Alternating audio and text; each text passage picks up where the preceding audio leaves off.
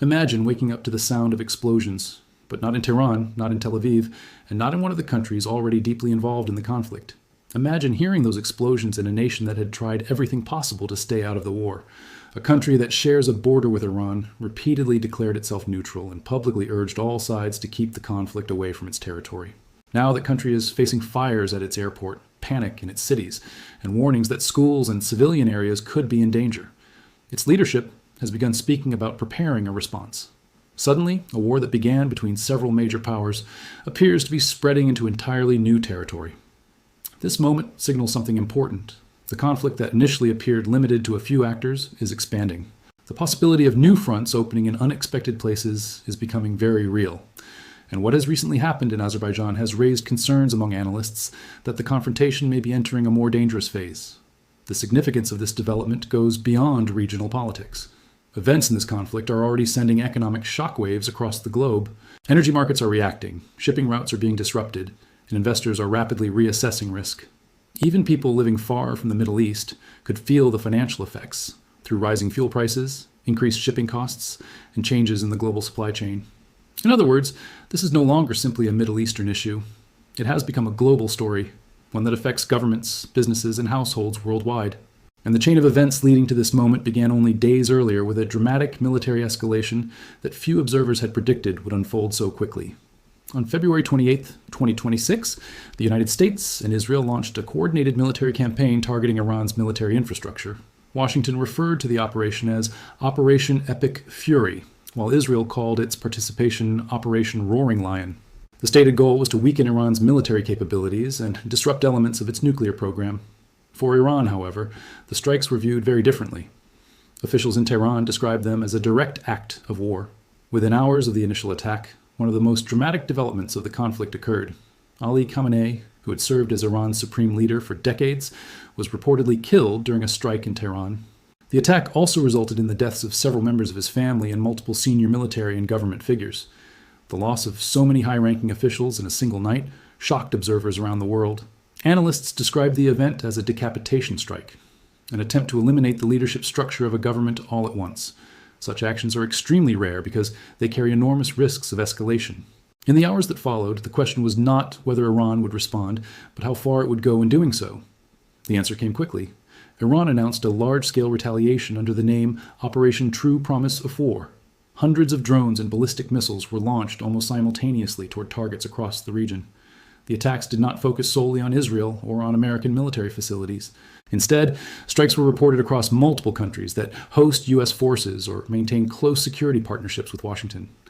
Locations in Bahrain, Kuwait, Qatar, the United Arab Emirates, Saudi Arabia, and Jordan were all reported to have experienced missile or drone activity during the same window of time.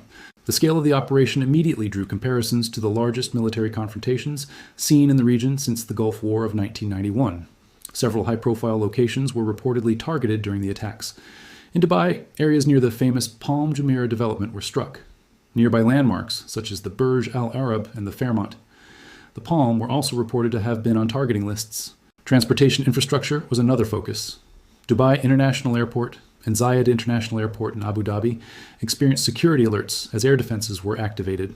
In Kuwait City, a drone strike reportedly hit near Kuwait International Airport, while the Embassy of the United States, Kuwait City, temporarily suspended operations.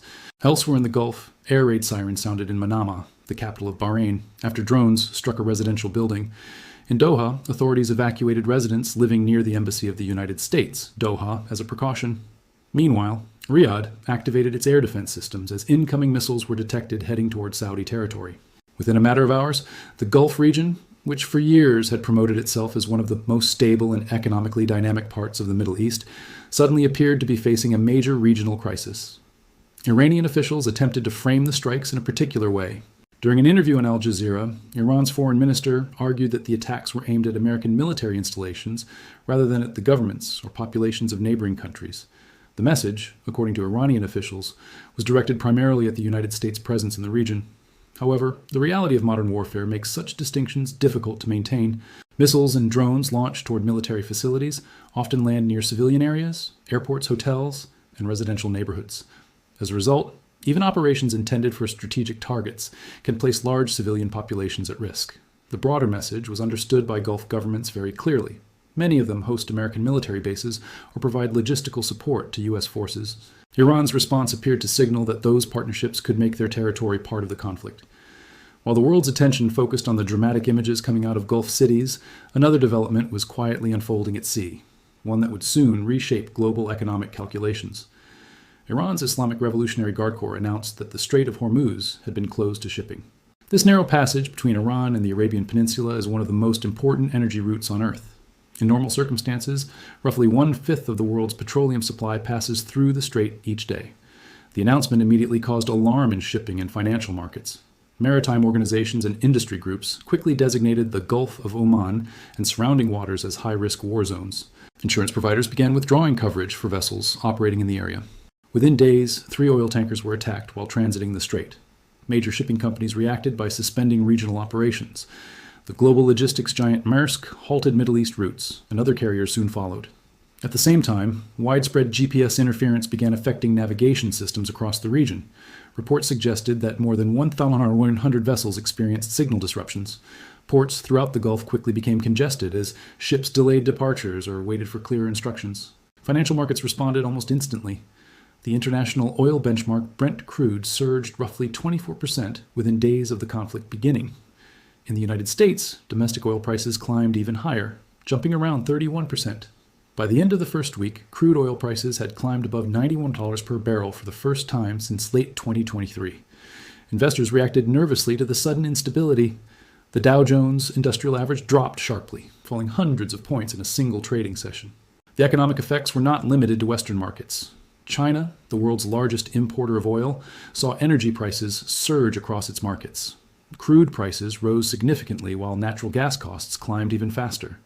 Chinese officials quickly began exploring diplomatic options, with Beijing announcing that a special envoy would travel to the region to encourage de-escalation. But diplomacy faced a difficult environment. Military operations were still ongoing, missile launches had not stopped, and both sides appeared determined to maintain pressure on the other. What began as a limited military strike had already expanded into a complex international crisis, one involving military escalation, economic disruption, and growing geopolitical uncertainty. And as the situation continued evolving, new developments in places like Azerbaijan suggested that the conflict might still be spreading into unexpected areas. To understand why the situation has become so serious, you first have to grasp the real significance of a closure of the Strait of Hormuz. This narrow waterway between Iran and the Arabian Peninsula is not simply another shipping route. It is one of the most important energy arteries on the planet. Roughly 1/5 of the world's oil supply normally moves through that passage every single day. When traffic slows or stops there, the effects ripple outward through the entire global economy. The countries whose oil exports depend heavily on this route include Saudi Arabia, Kuwait, the United Arab Emirates, Iraq, and Iran itself. Together, these nations send enormous quantities of energy into international markets every month. Those shipments fuel transportation systems, power industries, and support the production of countless everyday goods. Take Kuwait as a clear example of how dependent some countries are on the stability of these shipping lanes. Kuwait produces more than 3 million barrels of oil per day. Around 90% of the country's government revenue comes from hydrocarbons. If the Strait of Hormuz remains blocked or severely restricted, the consequences for Kuwait's finances could be severe. Government budgets, public services, and long-term development plans all depend on stable oil exports. And Kuwait is only one piece of a much larger puzzle. Energy markets are interconnected, and disruptions in one area quickly affect others. Higher oil prices raise aviation fuel costs for airlines. Shipping companies face higher operating expenses when transporting goods across oceans. Food distribution becomes more expensive because fuel is required at every stage of the supply chain, from farm equipment to trucks and cargo ships. Petroleum products also play a major role in manufacturing plastics, fertilizers, chemicals, and many other materials used by modern industries. When the price of oil rises sharply, the cost of producing those goods often increases as well. That is why economists often warn that energy disruptions can trigger broader inflation across multiple sectors of the economy. Researchers at the Center for Strategic and International Studies attempted to estimate the immediate financial impact of the early days of the conflict. Their analysis suggested that just the first 100 hours of Operation Epic Fury carried a price tag of roughly $3, $7 billion. Spread across that time period, the costs amounted to nearly $891 million per day. Even more striking was the fact that most of that spending had not been planned in advance, approximately $3. $5 billion of the total was described as unbudgeted expenditure, money that governments had to commit quickly in response to rapidly evolving events. Situations like this often place pressure on national budgets because emergency spending must be added on top of existing financial obligations. While economists were trying to calculate the financial consequences of the conflict, another unexpected development occurred, one that few analysts had predicted. It emerged during the last 48 hours and dramatically changed how observers viewed the direction of the crisis. On March 5th, reports began emerging from the Nakhchivan Autonomous Republic, a territory belonging to Azerbaijan but geographically separated from the rest of the country. Nakhchivan is an exclave bordered by Iran, Turkey, and Armenia. Because of its location, the region sits at a strategic crossroads linking several important geopolitical areas. According to Azerbaijani officials, drones launched from Iranian territory entered the region and struck two locations. One drone hit the terminal building of Nakhchivan International Airport. Another landed near a school in the nearby village of Shakarabad. 4 civilians were reported injured in the incidents.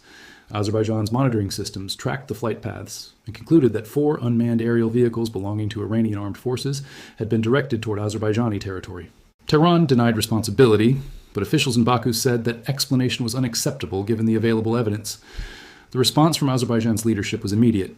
President Ilham Aliyev ordered the country's armed forces to move to full combat readiness. He summoned Iran's ambassador and demanded a formal explanation as well as accountability for the incident. The situation quickly attracted the attention of Azerbaijan's closest ally, Turkey. Turkey shares a border with Nakhchivan and maintains deep ethnic, political, and military ties with Azerbaijan. Turkish officials issued a statement condemning the drone strike and warning against the spread of the conflict to additional countries. Shortly afterward, reports from Azerbaijani sources suggested that Baku was preparing a response of its own. Even the possibility of retaliation raised concerns among regional analysts because it could open a completely new front in the conflict. Strategically, Azerbaijan occupies a very important position. It is not an isolated state, but a country connected to multiple global partnerships. Azerbaijan has maintained close relations with the United States and signed cooperation agreements with Washington. It also has significant energy and defense relationships with Israel. At the same time, it shares a long land border with Iran. Geographically, the country lies within the South Caucasus, a region that links Europe, Russia, Turkey, Central Asia, and the Middle East. Because of that location, instability there can influence several broader geopolitical networks at once. Former Central Intelligence Agency Director David Petraeus commented that Iran's decision to strike multiple Gulf countries and then see tensions emerge with Azerbaijan could prove to be a strategic miscalculation. In his view, such actions risk drawing additional states into the conflict, something that would make the crisis far more difficult to contain. At the same time, another powerful player has quietly entered the picture in a different way. Russia has not deployed troops directly into the conflict. However, reports from several sources suggest that Moscow may be providing intelligence support to Tehran. According to reporting cited by CNN, Russia has shared information about the movements of American military forces, including aircraft, ships, and troop deployments. Such intelligence could allow Iranian planners to better anticipate military operations and adjust their responses. Iran's President Masoud Pezeshkian reportedly held a phone call with Russian President Vladimir Putin, during which both leaders agreed to maintain close communication. From a strategic perspective, Russia may see advantages in a situation where the United States must devote significant military resources to the Middle East rather than concentrating them elsewhere. For example, every aircraft carrier group or missile defense system sent to the Gulf is one less asset available for other global commitments. That dynamic could influence the broader balance of power in multiple regions. Meanwhile, several European countries have begun increasing their involvement on the defensive side of the conflict. The United Kingdom, France, and Spain have discussed providing support to help protect Gulf allies and safeguard maritime routes. British aircraft have reportedly been flying defensive missions, intercepting drones and missiles near British facilities in Cyprus and in airspace over Qatar. France has authorized the use of its military bases to assist operations supporting regional defense. Iranian officials responded with warnings that any European country actively assisting the United States could be considered a participant in the conflict. Statements like these raised fears that the crisis might continue expanding beyond its original participants. Amid the growing tension, the Secretary General of the United Nations, Antonio Guterres, warned publicly that the situation risked spiraling beyond anyone's control if escalation continued. Political debates inside the United States have also reflected the seriousness of the moment. In the United States House of Representatives, lawmakers voted 212 to 219 against a proposal that would have limited Donald Trump's ability to expand military operations without additional congressional approval. Earlier, the United States Senate had failed to pass a similar measure. These votes highlighted ongoing disagreements in Washington about how the conflict should be managed and what level of authority the executive branch should have in directing military actions. President Trump later stated publicly that negotiations or a ceasefire would not occur unless Iran first accepted unconditional surrender. Iranian officials quickly rejected that demand. Tehran's foreign minister responded that the country was prepared to continue resisting pressure and was ready for the possibility of further escalation. Taken together, these developments show how quickly a regional military confrontation can grow into a much larger international crisis. Military strikes, intelligence operations, economic disruptions, and diplomatic tensions are now unfolding simultaneously across multiple regions. For observers around the world, the central question is whether diplomatic efforts can slow the escalation before additional countries become directly involved. The answer to that question may determine whether the conflict stabilizes or continues expanding into something even more difficult to contain. At this point in the conflict, the scale of military activity has reached levels that few observers expected when the crisis first began.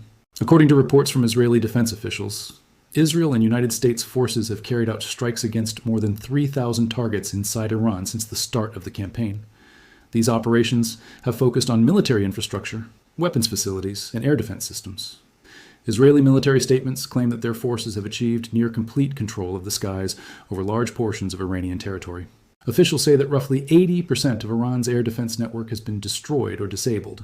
If accurate, such a development would represent a major shift in the balance of power in the air domain, allowing aircraft and drones to operate with fewer obstacles.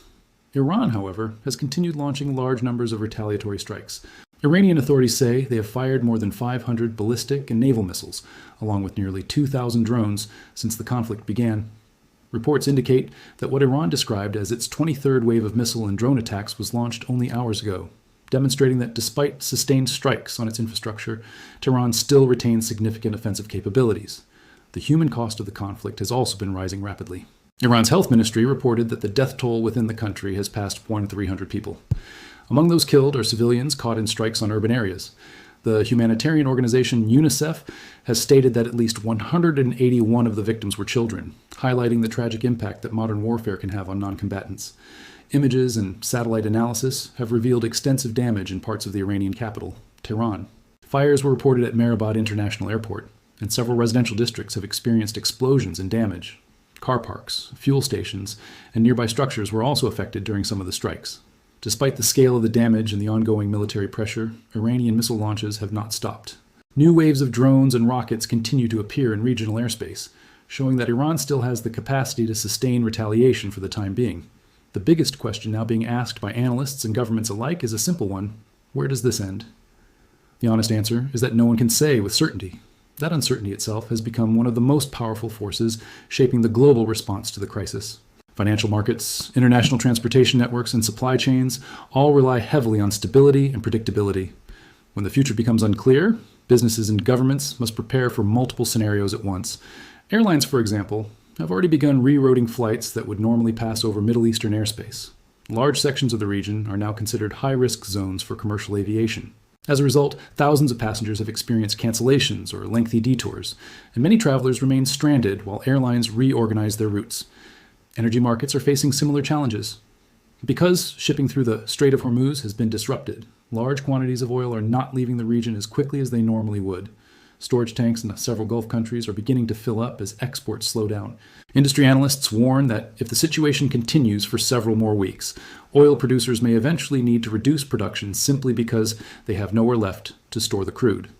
That would represent a dramatic shift for countries whose economies rely heavily on continuous energy output. Major importers of energy are also feeling the pressure. China, which depends heavily on foreign oil supplies to fuel its massive industrial sector, has been watching its expected imports become less predictable. Meanwhile, India has been working to reroute shipments of oil purchased from Russia as international political pressures and logistical complications grow. Across Europe, governments are monitoring energy prices carefully. Several countries only recently recovered from previous spikes in gas and oil costs, and there is growing concern that the current conflict could push prices upward again. While these economic consequences are spreading, the geopolitical situation is becoming even more complicated. One of the most sensitive developments involves Azerbaijan, a nation in the South Caucasus region that had previously tried to avoid becoming involved in the confrontation. Recent drone incidents near the Nakhchivan International Airport have placed Azerbaijan in a difficult position. The government in Baku has indicated that it is considering retaliatory measures, after what it described as violations of its territory.